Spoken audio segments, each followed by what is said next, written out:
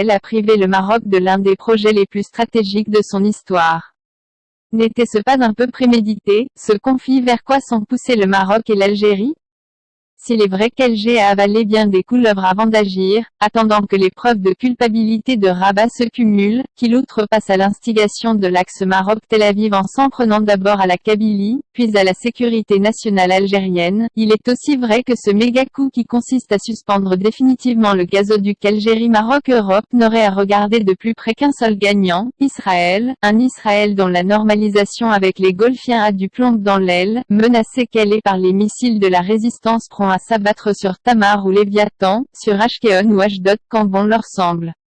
Le Maroc n'est-ce pas ce client idéal que chercherait l'entité sur les ruines de ses rêves de devenir un exportateur méditerranéen de gaz? Si l'on en croit le ministre de l'Énergie, le gouvernement du président Abdelmadjid Tebboune entend par conséquent mettre un terme à la participation algérienne au gazoduc Maghreb-Europe, partant également d'Algérie, mais qui passe par le Royaume avant de rallier Cordoue.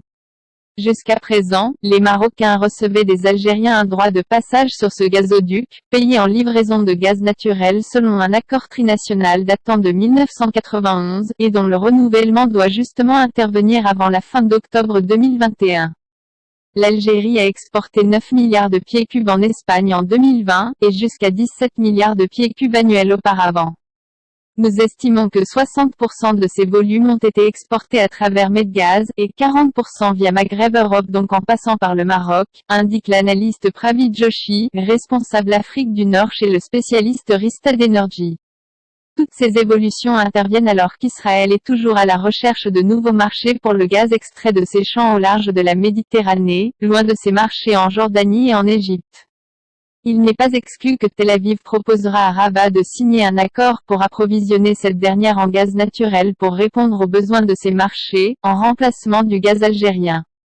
Ce pipeline que devrait transiter le gaz algérien à l'Europe via le territoire marocain visait non seulement à satisfaire les besoins en énergie du Royaume, mais encore à servir de base à un partenariat, voire une alliance énergétique en prélude à un règlement définitif des questions litigieuses. De ce pipeline il était même possible que naisse l'Union du Maghreb arabe à l'image de cette Union africaine que Kadhafi souhaitait en son temps.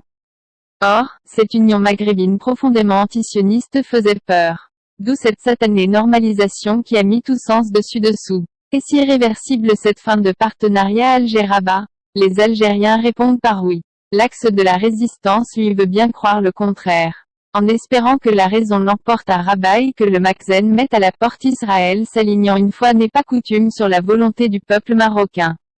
Ce pipeline que devrait transiter le gaz algérien à l'Europe via le territoire marocain visait non seulement à satisfaire les besoins en énergie du Royaume, mais encore à servir de base à un partenariat, voire une alliance énergétique en prélude à un règlement définitif des questions litigieuses. De ce pipeline il était même possible que naisse l'Union du Maghreb arabe à l'image de cette Union africaine que Kadhafi souhaitait. Or, cette Union maghrébine profondément antisioniste. Le retrait du Qatar de l'OPEP, à compter du 1er janvier 2019, répond à la fois à des objectifs géostratégiques, du fait des tensions avec ses voisins, embargo, dont avec l'Arabie Saoudite et économique ou pour le Qatar le poids de l'OPEP, annonce la semaine passée de la signature d'un accord entre Israël, Chypre, la Grèce et l'Italie, pour la construction d'un gazoduc reliant l'État hébreu et l'Europe, avec l'aide des Émirats arabes unis, serait un danger pour l'Algérie. Les experts algériens cités prévoient à long terme une baisse des exportations de gaz du pays vers le vieux continent, ce qui entraînera une chute des revenus d'Alger en devise forte. Selon ces spécialistes, l'Algérie ne sera touchée qu'en troisième position après la Russie et le Qatar, vu qu'Israël vendra son gaz au début aux pays d'Europe de l'Est et aux Balkans. Cependant, à long terme, ces mêmes experts craignent qu'Israël prenne de plus en plus de parts de marché en Europe, réduisant ainsi la part des autres fournisseurs dont l'Algérie, qui fournit 8% du gaz sur les cours mondiaux s'est trouvée relativisée ces dernières années par l'intégration dans le top 10 d'États exportateurs non membres, dont la Russie, le Canada et le Kazakhstan et les États-Unis, premier consommateur est devenu en quelques années le premier producteur mondial, moins dépendant du pétrole de l'OPEP. C'est surtout un pays gazier, 15 000 à 17 000 milliards de mètres cubes troisième réserve mondiale, après la Russie, plus de 40 000, et l'Iran, 30 000. Mais c'est le premier exportateur mondial avec pour objectif l'augmentation de sa production gazière, de 77 millions de tonnes par an à 110 millions de tonnes horizon 2020-2022 et ce afin de faire face à la concurrence internationale. Rappelons que le plus grand gisement de gaz naturel du monde est situé dans le golfe Persique, réparti entre l'Iran et le Qatar, pouvant en cas d'entente entre ces deux pays impacter la géopolitique de l'énergie. Comme devrait être pris en compte le fameux gazoduc Israël, Europe d'une longueur de 2000 km et une profondeur sous-marine de 3,5 km, les travaux devraient débuter d'ici quelques mois et s'achever d'ici 5 ans, financés par les Émirats Arabes Unis signés en novembre 2018, dont la capacité annuelle serait certes modeste dans une première phase, entre 12 à 16 milliards de mètres cubes. Ce projet qui partira des côtes israéliennes et arrivera en Italie via Chypre, la Crète, la Grèce et le sud de l'Italie, qui acheminera du gaz israélien et chypriote et qui serait relié plus en amont au gazoduc appelé EastMed, notamment la Bulgarie et la Serbie. L'Algérie devrait être attentive à toutes ces stratégies gazières où sa part de marché vers l'Europe étant passée de 13% en 2007, 2008 à 8% en 2017, avec la concurrence également de la Russie, de la Norvège et du Qatar dont la part de marché est passée de 2% vers les années 2000 à plus de 7% en 2017, concurrençant le GNL algérien. Le Qatar est proche également de l'Asie, ayant massivement investi dans les GNL de grande capacité, le triple de celui des Algériens réduisant les coûts, étant le premier producteur exportateur mondial de GNL, avec près de 30% de part de marché.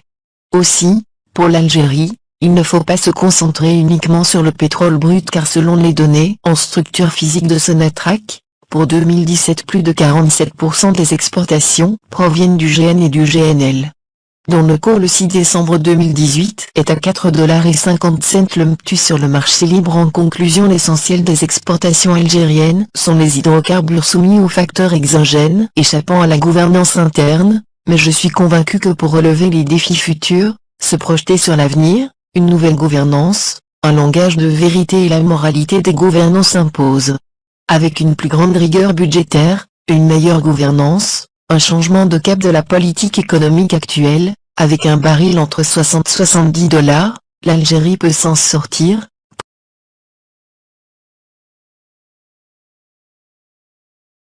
Ayu,